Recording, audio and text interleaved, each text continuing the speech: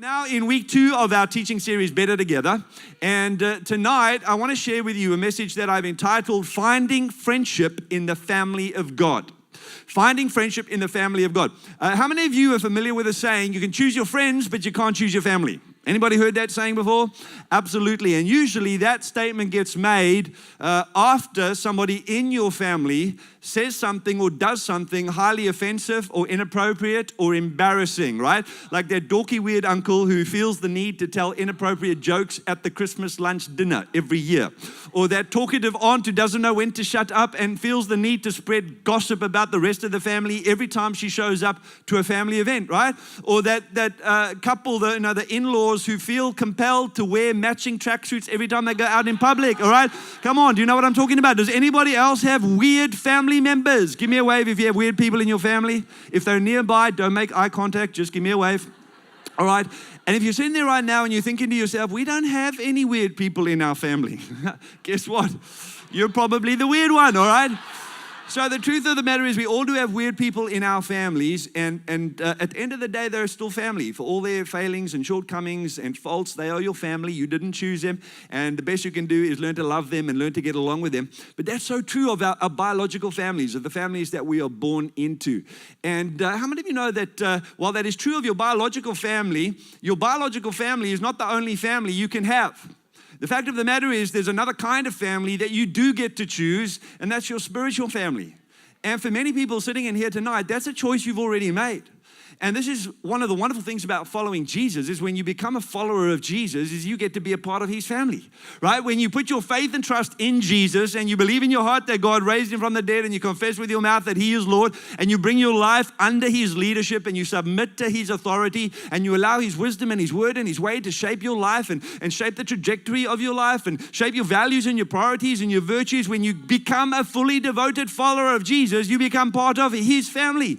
And the Bible says God becomes your father, and God is the most wonderful heavenly father anybody could possibly have because he's gentle and he's kind and he's patient and he's understanding and he's merciful and he's gracious and he's generous and he's attentive. You never have to beg him to put down his phone. His eye is always on you. His ear is always inclined to you. He is a wonderful heavenly father. And the Bible says that Jesus becomes our elder brother, and in addition to that, you get brothers and sisters in Christ all over the world. Not 1 or 2 or 10 or 20. You get millions of brothers and sisters all over the world who become your family, right? We are family in God. And that's why Paul says in Ephesians 2 verse 19, you are members, all of you, of God's family, and you belong in God's household along with every other Christian, right? We are part of the family of God. Take a moment to look at the people down the aisle, the people sitting in the row next to you. Have a look at the person at the end of the aisle. Give him a wave, give him a smile, reach across the seats and the aisles. Come on, don't look at me. Look at the people around you. Look at the people behind you. Give them a high five. Say hi. Say, you are my family, right? Now, every single one of us are family. Some of the people here are weird. Most of them are wonderful, but we are family. And you know that a big part of being a follower of Jesus is learning how to live life in the family, how to do relationship with the rest of the family, how to live out your faith journey in the context of that family life. And like every family, there are rules that govern life in the family. I remember growing up as a child. I have 3 siblings, and very often my mother would call the 4 of us together, usually in the dining room or the kitchen, and she would say, right, there is a new rule in this house. And then she would proceed to lay down a whole set of new legislation to govern life inside the Healy household, right? And it would usually be things like, as of this day, nobody is allowed to let off firecrackers in the toilet bowl, right? Or nobody's allowed to jump off the roof using a beach towel as a parachute. It was that type of law, right? And so she was constantly setting new rules and regulations to govern life in our household. Well, the good news is there's only one rule in the house of God. There's only one law to govern life in the family of God. And Jesus gave it to us in John chapter 13, verse 34. And listen to what he said. He said, a new commandment I give to you. Right? He's saying, boys, listen up, come closer. I'm putting a new rule down today. And this is it. He says, a new commandment I give to you, that you love one another, even as I have loved you. That you also love one another. By this, all men will know that you are my disciples, if you have love one for another. Here in the space of one short verse, Jesus says 3 times, you are to love one another. right? Love for one another is the foundational, defining characteristic of life lived inside of the family of God. And did you notice Jesus did not say understand one another? He did not say tolerate one another or accommodate one another or agree with one another. As helpful as all of those things are to relationship, none of them are essential. They are helpful, but they are not essential. Agreement is helpful in a relationship, but it's not a prerequisite for a relationship. My wife and I don't agree about everything, but we have something that trumps our disagreement. It's called commitment, right? And so understanding, acceptance, tolerance, appreciation, these things are helpful in a relationship, but not essential for a relationship. The only thing that's essential for a relationship is love for one another. Selfless, sacrificial, serving, others-centered love for one another. The kind of love that Jesus showed to each and every one of us, right? And so he calls us to love one another and to do that as the family of faith. And it's important for us to understand that because being part of the family of God is not just about hanging out with people who share your values and your convictions and your socioeconomic demographic and your skin color.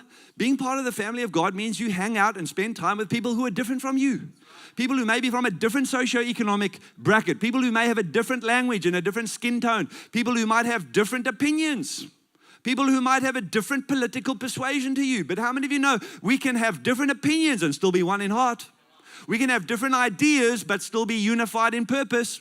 We can have different theological emphases and preferences, but we can still be one in heart, right? And so it's all about learning to love one another. Now, you might be sitting there thinking to yourself, well, that's great, Tim. I love the fact that I'm part of the family of God. And I love the fact that I can go anywhere in the world and I've got brothers and sisters all over the world. I love this idea of belonging to the family of God, but I need more.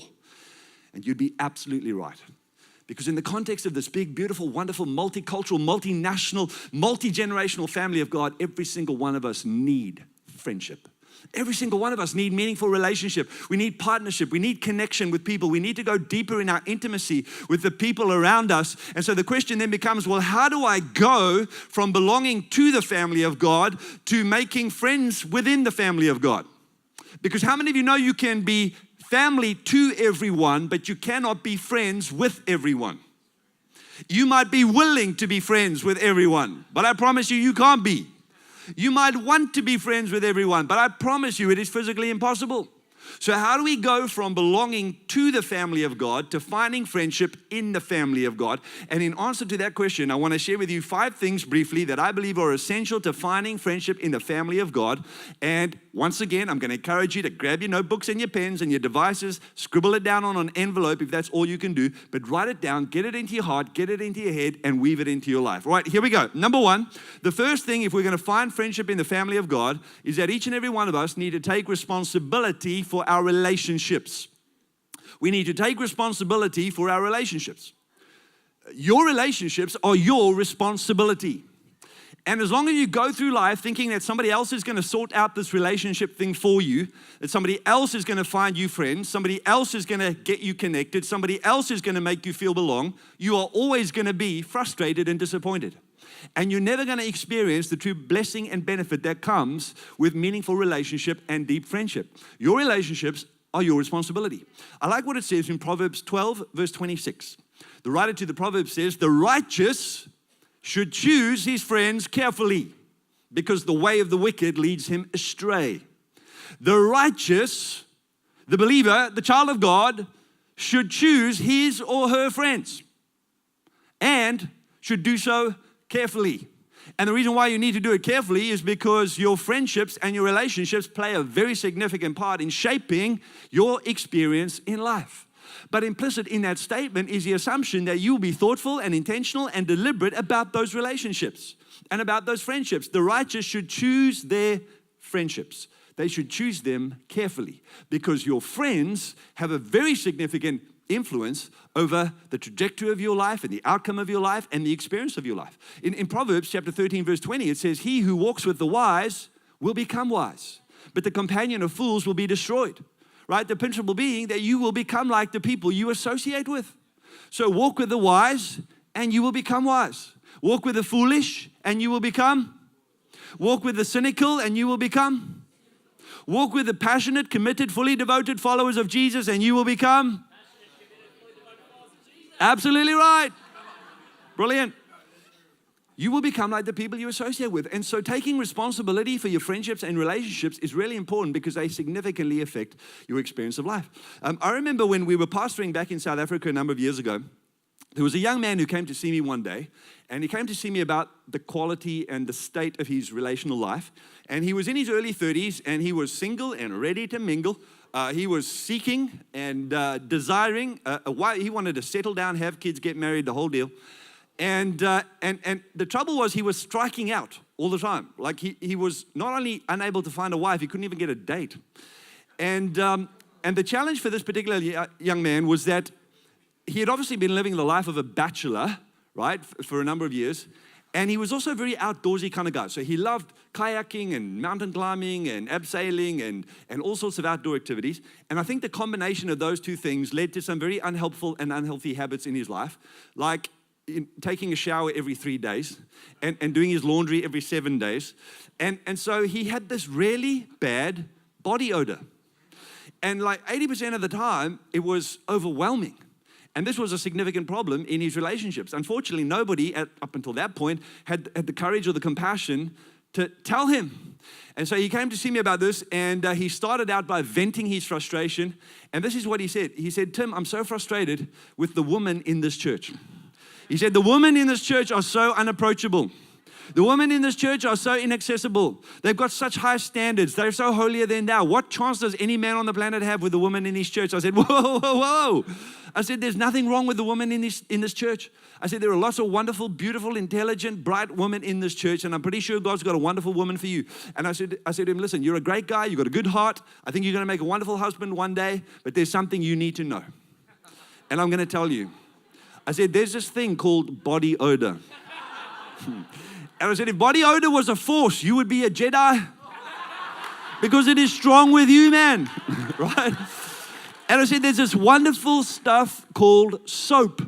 And women love it, right? And I said, you need to get yourself some of this magical stuff called soap, and you need to use it in the shower.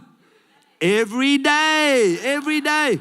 And I said to him, you need to cut your nails. And I said, fix your hair. And I said, take those smelly thongs that you've been wearing for the last 3 years, get rid of them, buy some shoes that actually have laces. So women love that stuff, man.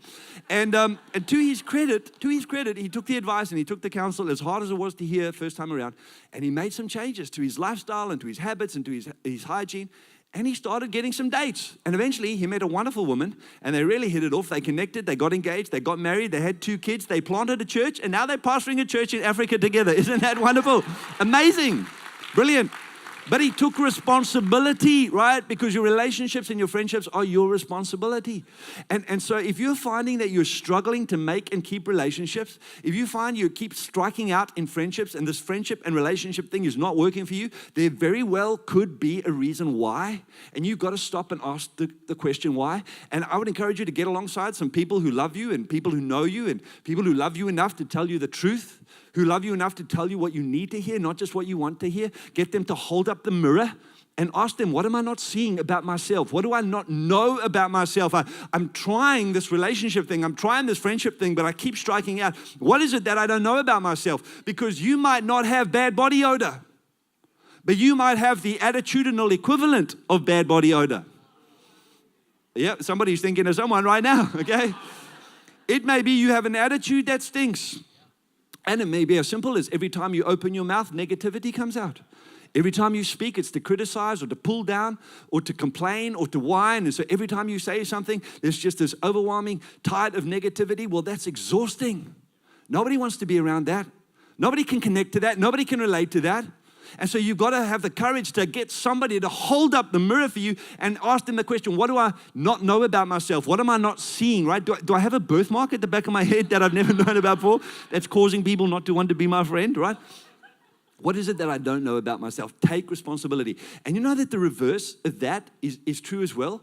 Like if you're in a friendship or in a relationship and you're just giving and giving and giving and giving and there's no appreciation and there's no reciprocity and the person on the other end is just abusing your loyalty and exploiting your generosity, not only do you have the right to deal with it, you have the responsibility to deal with it. And for some of you in your relationships, it's actually just time to say no.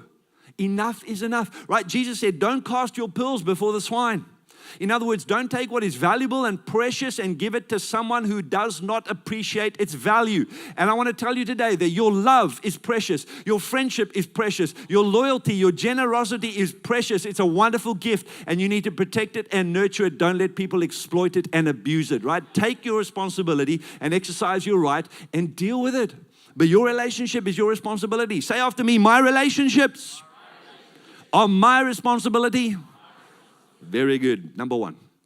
The second thing we need to do, if we're going to find friendship in the context of God's wonderful, big, beautiful family, is that we're going to have to treat others the way we ourselves want to be treated.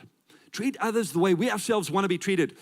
Jesus, in his now famous and wonderful Sermon on the Mount, gave us probably one of the most precious pearls of relationship wisdom the world has ever received. And it's recorded for us in Matthew 7, verse 12. Listen to the words of Jesus. He said, do to others whatever you would like them to do to you.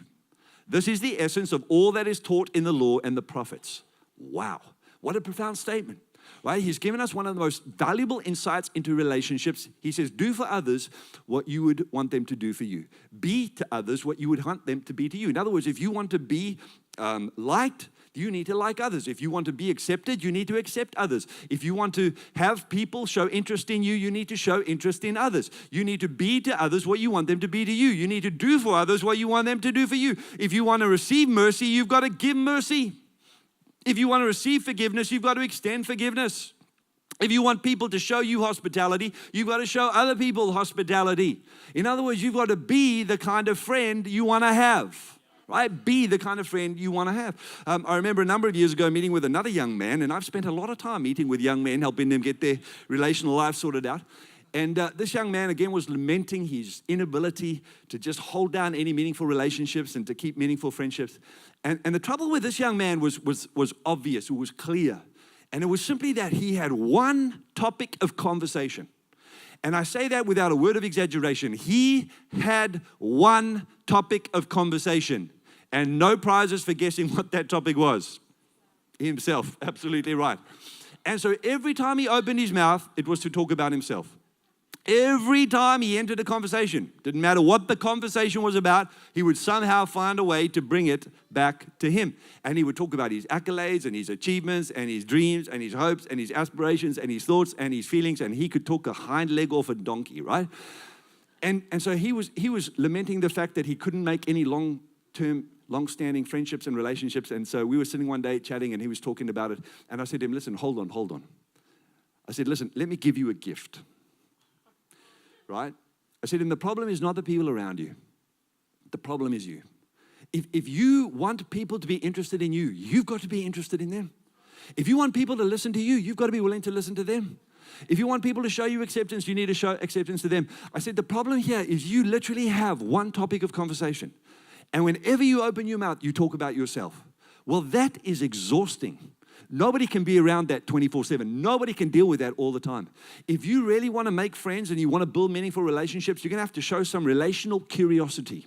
Take some time to ask some questions of other people that demonstrate a sincere desire to know and understand who they are and how their world works. Right? Take some time to listen. Close your mouth, listen, and watch what happens. And unfortunately, I don't think the lesson landed, because he just went through life carrying on, doing the same thing, the same way. And I think to this day, he still struggles with relationship and meaningful connection and friendship, right? Because if we want to experience quality relationship and friendship, we have to be willing to do and be for others what we want them to do and be for us. You've got to sow relationally if you want to reap relationally, right? This is the golden rule of relationship. This is the wisdom of Jesus. You need to be willing to treat others the way you yourself want to be treated. All right, number 3, the third thing we have to do, if we're going to find friendship in the family of God, is use our talents and abilities to serve the family.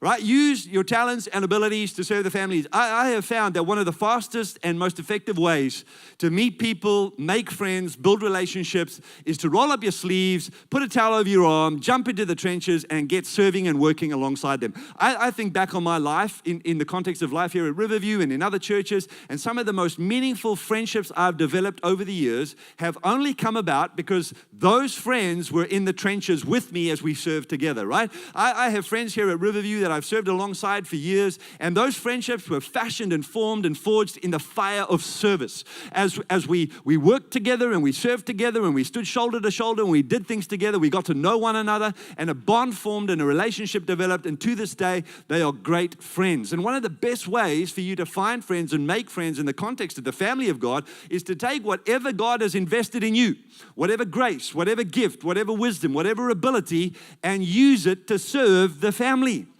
Just this last weekend past, we had 25 new volunteers added to our volunteer team, which is wonderful, absolutely great. Love it when new volunteers are added to the team, but not because there's a whole bunch of work to do, not just because there are so many jobs to do, and we have close to 1,000 volunteers, and we still need more, right? There's a lot to do around here, but I don't get excited when volunteers sign up just because we get more stuff done. I get excited because I know that volunteer service is one of the most effective ways for people to meet people, for people to find friends and build relationships. And so whenever volunteers sign up and serve, I get excited because I know relationship is going to happen. And I always say to our new volunteers that volunteer service is like a travelator in the life of the church. You know what a travelator is? When you go to the airport and they drop you off at Terminal 1, and you need to get to Terminal 6, which is 3 kilometers away, and they give you like 10 minutes to make your connecting flight. There's these wonderful things, moving platforms along the ground called travelators. And all you have to do is get on the travelator and walk, right? Travelators are for walking, not for standing, okay? Don't ever stand still on a travelator. They're not for standing. If you want to stand, go stand in the corner on your own out the way, right? Walk on the travelator. Travelators are for people on a mission. Travelators are for people who are going somewhere, okay? And so you walk and it fast tracks your movement through the airport so you can get to where you need to go faster. And volunteer service is like a travelator in the life of the church. It'll fast track your integration into the life of the church. It'll bring you into community. It'll bring you into relationship. It'll expose you to other people and allow you the opportunity to form friends and to build meaningful relationships with those people. So get on board and get involved and get serving, right? I love what Peter says in 1 Peter chapter 4, verse 10. He says, above all, love each other deeply. Right? Because love is the foundational defining characteristic of life in the family of God. He says, love each other deeply because love covers over a multitude of sins. That's a kind of poetic way of saying, well, love solves a lot of these relational complexities like disagreement and annoyance and intolerance and difficulty. Love is like the all-purpose foundation, ladies, right? It's an all-purpose foundation for the body of Christ. Love, it covers over a lot of sin. All right. So he says, love each other deeply, right? And then he double clicks on it and he says, offer hospitality to one another. In other words, take the initiative and be welcoming. Open your heart, open your home, show hospitality to people without grumbling. Each of you should use whatever gift you have received to serve others as faithful stewards of God's grace in its various forms. In other words, Peter is telling us here, every single one of us has a gift from God, a grace from God, life experience, wisdom, talent, ability, but it was not given primarily for your benefit. It was given for the benefit of the family. And it was given so that you can take that and use that to serve the family and empower the family and help the family to be healthy and strong and to grow. And the reason why it's so important for us to know that is because we are family and this is a house. It is not a hotel. It is not a restaurant. It is not a cruise ship. And do you know the difference, right? In a hotel, you don't have to do anything other than arrive, pay your dues, and enjoy the whole experience, right? You don't have to do anything for yourself. You don't have to make your own meals. You don't have to wash your own laundry. You don't have to clean your own room. Somebody else is going to do it for you. All you have to do is pay your dues. And if you're a smart traveler, you'll jump onto Trivago and you'll find the cheapest rate possible and you'll pay the least amount you're able to get the most experience out. And unfortunately, there are so many people who treat church like a hotel. They just want to arrive, maybe pay their dues, maybe not even pay their dues because nobody's checking, nobody's tracking, right? Put in as little as possible, get as most out as possible, and there's no ownership, there's no participation, there's no involvement, there's no contribution. They just want to sit back and relax and enjoy it all because somebody else is going to do it, right? Somebody else will make the coffee, somebody else will park the cars, somebody else will set up the auditorium, somebody else is going to play the instrument. I'm just going to come and sit and enjoy the whole thing. Well, hey, newsflash, this is not a hotel. This is a house, and we are family, and every one of us has a part to play. Every one of us has a function to serve. Every one of us has a job to do, and we have to own it and play our part and make our contribution and contribute our share because we are family. We're not a cruise ship. We're not a restaurant. Right? We are the family of God, and this is the household of God, and each and every one of us have a part to play. All right, number 4, let's move along. Number 4, we need to take time to hang out together. If we're going to genuinely build meaningful relationships and friendships, we have to make time, create time to be together. And not just to do things together, not just to work together, not just to come together for corporate worship, but to actually engage in meaningful relationship. I love what it says in Hebrews 10, verse 24 to 25. It says, and let us consider how we may spur one another on towards love and good deeds, not giving up meeting together, as some are in the habit of doing, but encouraging one another. And all the more as we see the day approaching, capital D day. The writer here is referring to the day of the Lord, the day when Jesus himself will return. Physically, literally, and visibly. There's a day coming when Jesus will return to earth the way he left, and he will usher in the fullness of his kingdom, and what a glorious day that will be. Now, we don't know when that day will be. It could be 10 years from now. It could be 1 year from now. It could be 100 years from now. We don't know when that day will be. But Jesus will come again. And what we do know is with every day that passes, we're a day closer to that day. Now, the Bible tells us very clearly that as we get closer to that day, the world around us is just going to get darker and more confused, more ungodly, more antichrist. So don't be surprised when persecution breaks out against the faith, against the church, against religion. Don't be surprised when darkness overwhelms our institutions and our culture and our society. Has anybody else noticed the world has gone mad?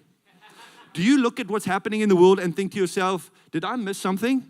Did everybody like drink the Kool-Aid or fall out of the crazy tree and hit every branch on the way down? Like the world has gone nuts. And the Bible tells us that that is how it's going to be. As we nudge closer to the day that Jesus returns, the dark forces of the devil in this world will rise up in opposition to that day and will seek to undermine everything that God is doing in this world. But make no mistake about it, Jesus will come again and he will usher in his kingdom and he will set the world right and he will rule with justice and fairness. But as we nudge closer to that day, the world around us is going to get darker and it's going to become increasingly more important for you and for me to give priority to getting together like this. To gathering together, not only for corporate worship, but for meaningful relationship, to encourage one another, to spur one another on. Now, that takes time. And I know we live busy lives. I know we have demanding schedules. I know work is full on. And I know that driving the kids around is full on. And there's so many domestic obligations and vocational obligations. But we have got to give priority to getting together and spending time together. Just this week, Tuesday, we had our first team night for 2019. And team night is one of my favorite nights of the month. It's a monthly gathering where our volunteers come together here at the church. And we take some time to hang out together. And we had 450 odd volunteers here on Tuesday night, and we packed out the foyer. We had tables from the front end to the back end, and we shared a meal together, and we laughed together, and we hung out together, and then we all poured into the auditorium, and we spent some time ministering to God in worship, and it was electric, man. It was explosive. And then we spent some time praying for one another, and praying for you, and praying for our city, and praying for this church, and then we went out into the foyer, and we had dessert, because dessert is good for the soul, and dessert is good for relationship. And we just spent time drinking coffee and having dessert and hanging out and loving each other and spending time together. And I said to our volunteers on Tuesday, I said, you know that families that played together and prayed together stay together, right? And so when we worship together, when we pray together, when we play together, when we eat dessert together, that's not wasted time. That's the most important time. When we take off our lanyards, put down our towels, set our instruments aside, and we take the time to just hang out together, get to know one another, encourage one another, build relationship, laugh together, that is important. That is very important. There will always be work to be done, but it's never going to be as important as getting to know one another and spending time together. Now, to be honest with you, I wish you all came to team night. I wish every single one of you was on the volunteer team. I don't know where we would put you because we wouldn't fit everyone in this building, but maybe we would have team night at RAC Arena. I don't know, but we could do it somewhere else, right? That would be magic if every single one of you was on a team and here at team night. Now, here's the thing. We can create the space. We can extend the invitation. We can open the door, but we can't make you come. We can't make you climb on the travelator and take the journey. You've got to take responsibility for that and say, count me in. I want to be a part of that. I want to take time to hang out and be with other people. And that might be in the context of your Connect group. It might be in the context of a YA faith group or a friends group. It may be on a volunteer team, but you have got to give time to hanging out with people, eating together, laughing together, loving one another. This is important. And then fifthly and lastly, but not leastly, we need to risk being vulnerable. If we're going to find friendship in the context of this wonderful thing called the family of God, we're going to have to risk being vulnerable. I came across this wonderful little photo online the other day, which is a picture of a sign outside of a church. And I don't know who is responsible for their communication strategy, but clearly this was all the right intention gone wrong. You'll see it come up on screen now. And you get an idea of what they were trying to say. Clearly they were trying to say we love people who are hurting, but that's very different from saying we love hurting people, right? And the unfortunate reality is, on one level, that's laugh out loud funny, but it's deeply sad and disturbing because for many people out there in the world, that's the message they're getting from the church right now as a result of all the abuse that's gone on. But the truth of the matter is, even in the context of the wonderful, beautiful family of God, when you put your hand up for relationship and friendship, there's an element of risk. You run the risk of being hurt. You run the risk of being misunderstood. You run the risk of being overlooked. You run the risk of being wounded and rejected. And I don't know, maybe for you in your experience of church life here and maybe elsewhere, that has been your experience. Maybe you stepped out and you made yourself vulnerable and you put your hand up for relationship and friendship and you were offended or you were hurt or you were disappointed or you were wounded. And now it's like once bitten, twice shy.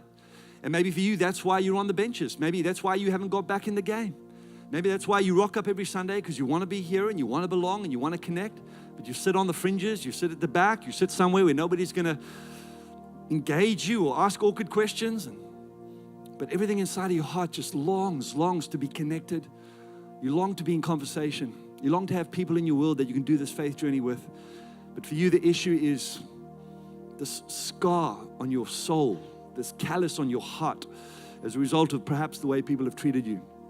And if that's you tonight, I want to encourage you to trust God for healing tonight. I want to encourage you to trust God for courage tonight, to put yourself back in the game, to get off the bench and get back on the field, to come down from the safety of wherever it is you've placed yourself, to put yourself back into the personal space of other people that you can do this faith journey with. And trust that you will find friends and that God's going to orchestrate and coordinate things so that you come into relationship with the right people.